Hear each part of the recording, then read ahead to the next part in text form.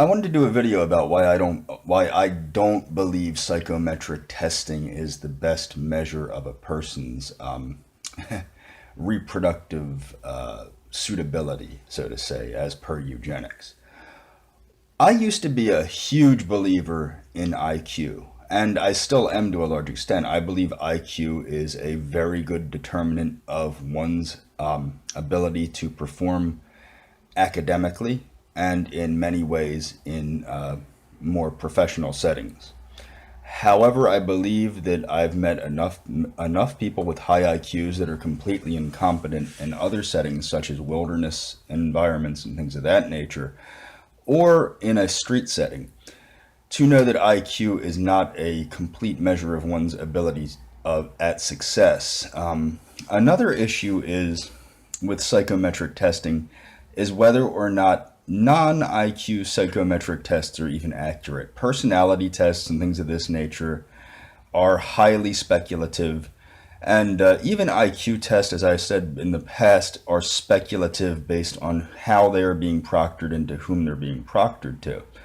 Another big issue with IQ tests has been, or with IQ, has been in the group dynamic.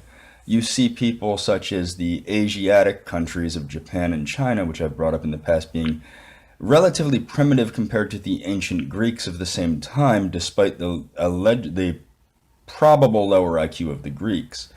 And this, I believe, has to do with the ability of the group dynamic. Another thing that you'll notice is an over exaggeration of the importance of extremely high IQs. For example, a super genius isn't much more great than a regular genius.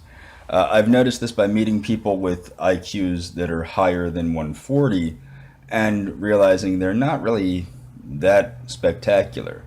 Although I must say I have not really met, and I don't have an exceptionally high IQ. I believe the last time it was tested, it was something like 125 or something like that. So not very high at all compared to some of the people I associate with.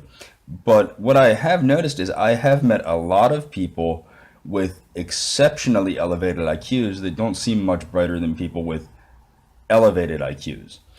And I've also noticed a lot of people that seem to put way too much stock in their own capacity due to their intelligence, despite the fact that they may not have any experience in certain areas. For example, one gentleman I know believed himself to be a super golfer, and he had he was good at everything he thought, and he lost many a bet that way, despite having an extremely high IQ.